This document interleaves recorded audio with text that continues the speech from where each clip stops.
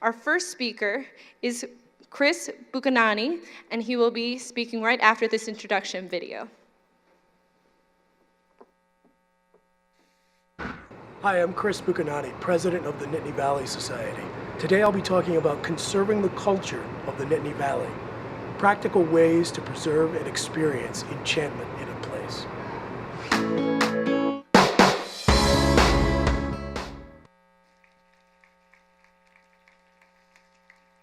Thank you. I'm really honored to be speaking here today, and I want to thank the State of State leadership for inviting me. As my giant face on the screen just told you, I'm Chris, and I'm excited today to talk to you about the Nittany Valley Society, of which I am the president. I'm going to tell you about who we are and what we do. I'll also touch on how I got into this position, and I hope that by the time I've finished, you'll have some new ways of thinking about a place we all inhabit and love.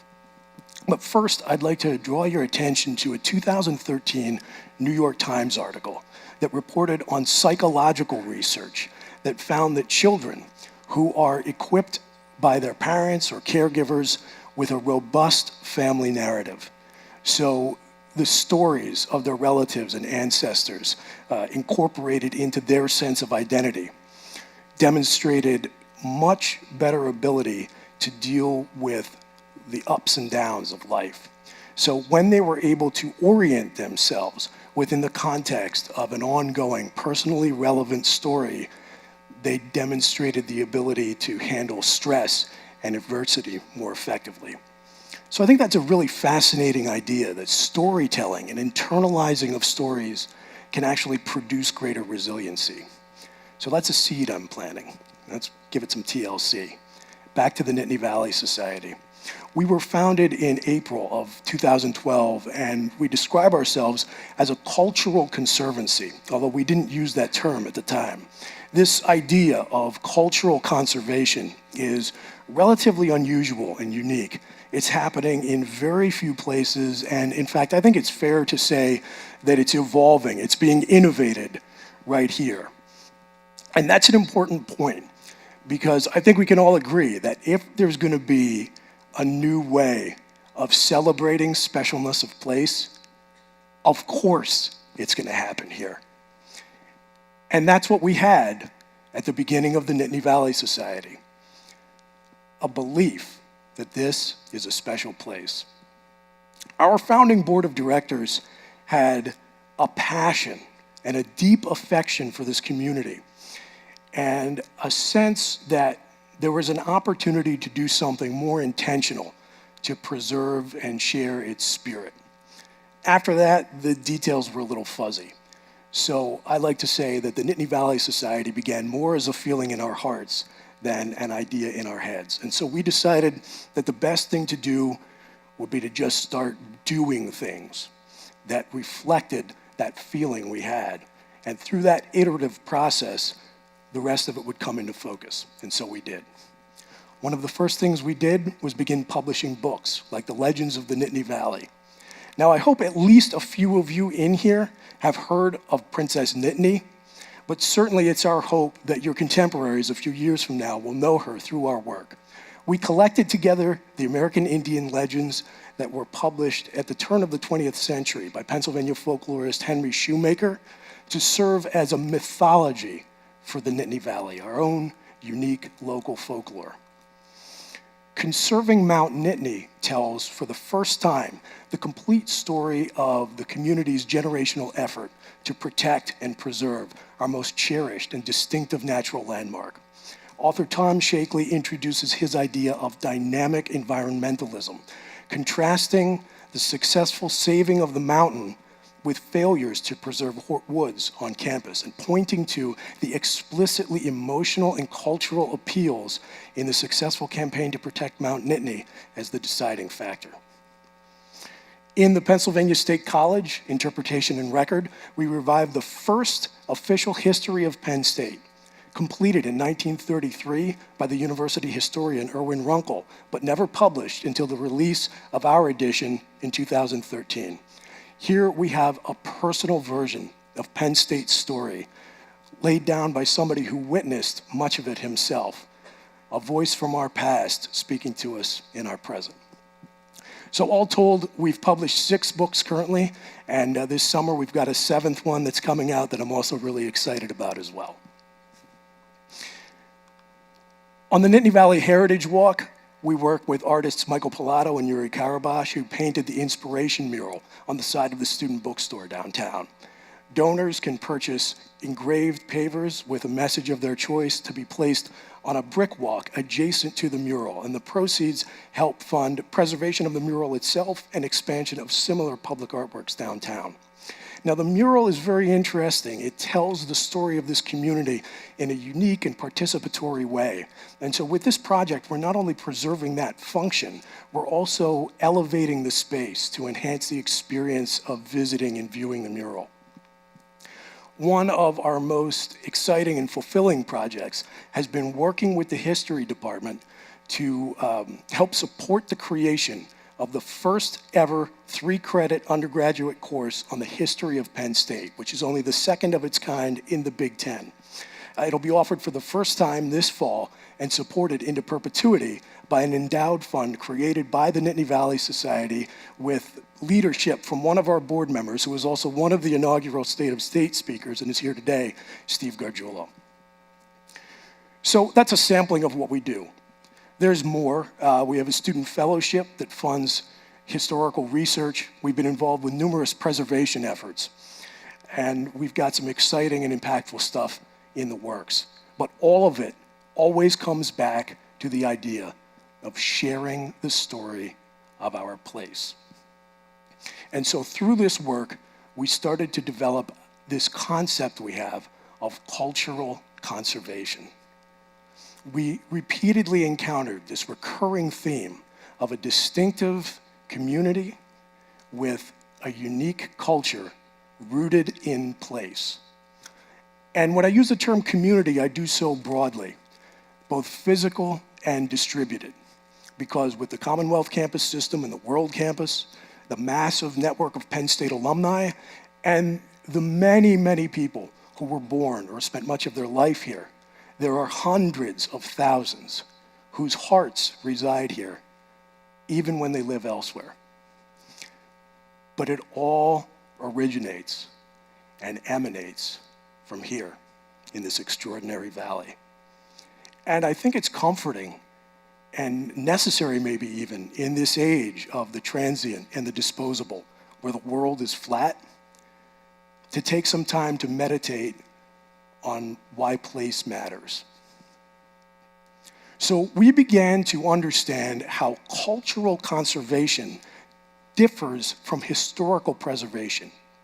Both are concerned with stories, but one is passive and one is active. At the heart of what we do with the Nittany Valley Society, we focus on capturing and amplifying an eternal spirit. If you're going to conserve a cultural landscape, you have to live that mission in a very active, proactive way in order to harness its organic energy. It's not just about preservation, it's perpetuation. So how did I end up doing this? Well, I grew up a Penn State fan. Alumni in the family, football Saturdays, always watching the team.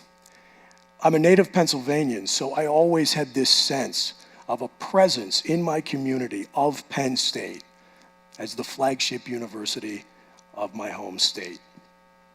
My parents would bring me to State College on trips, and so through visits to State College, through football on TV, my relationship with and fascination with the area began early and continued throughout my life. So when it came time for college, I could count the number of applications I submitted on one finger. Nevertheless, when I arrived here, I did so as a transplant, as the vast majority of students do. And like most students, I spent several years believing that the boundaries of the world extended to University Drive, Park Avenue, Atherton Street, and a few blocks back from College Avenue. I also believed that for all intents and purposes, Penn State history began on the day I stepped on campus. So everything that happened previously was irrelevant, and everything that happened afterward was unprecedented. But after a while, I started to realize that I really loved it here. And so I wanted to make it more than a stopping off point. I wanted to make it my home. And so as a result, it was very important to me to put down roots, to integrate myself within the fabric of the community. And so it took some tenacity and some curiosity, but I started expanding my horizons, extending the boundaries of that map. And I started to learn about the incredible facets of the communities within and around Penn State, and also their fascinating stories. But I came here as an outsider. I was drawn explicitly by Penn State, and I think that's an important point. I like to use the analogy of a puzzle. My daughter loves puzzles. This is a picture of one of hers. So you can complete a puzzle, they give you a picture on a box. So you can see an image of what all the pieces will look like when they're assembled together. But what if you didn't have the picture on the box? What if you didn't even know that it existed, so you wouldn't know to look for it? What if you only had one piece? Would you realize it was part of a puzzle? Deprived of that crucial context, you would look at your piece and believe it was the picture. Now, college towns are incredible places. You've got, I should note, especially ones that grew up in isolation, like ours. You've got this mixture of incredible, diverse elements that are all collected together and unified in a very unique way. And there are many advantages to that, but there are also some drawbacks. When we started the Nittany Valley Society, it was important to us to identify whether we could actually fill a need in the community, and if so, what that niche was. And we started to realize that there are a number of groups here with which we find common cause. The Center County Historical Society, the Penn State Alumni Association, the Lion Ambassadors, just to name a few. They're all doing great work with their piece of the bigger picture. But we also learned something that I also observed as I integrated myself here and made this my home. When you bring together all these elements in an environment like this, they become functionally interdependent, but it also becomes very easy to segregate them in your mind. Whatever our role or interest or affiliation, we take our piece of the puzzle and we confuse it for the picture on the box. So we have all kinds of groups in the community who are doing all kinds of great work with their piece of the puzzle and precious little understanding of the Nittany Valley as an integrated system, as a beautiful tableau where all the elements enhance, complement, and ultimately depend on each other when viewed from afar. So that's part of what we do with cultural conservation as well. Show people the big picture so that we can all appreciate how our puzzle pieces fit together. So now, let's go back to that 2013 New York Times article, and specifically its conclusion about the research findings.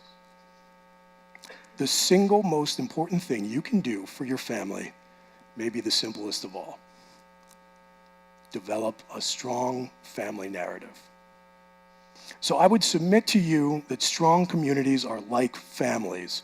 Certainly our community, in all the ways you define it, could not have weathered the storm of the last 5 years if we weren't, at the end of the day, a family.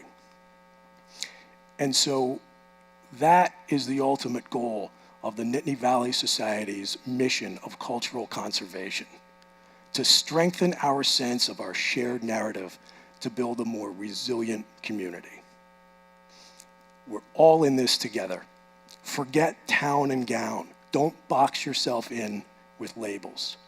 You are a citizen of the Nittany Valley, a part of this family. And no matter which side of Park or College Avenue you plant your flag, we're all one community of time, place, and of spirit. And I hope you'll join us in our quest to conserve its priceless cultural landscape for future generations. Thank you.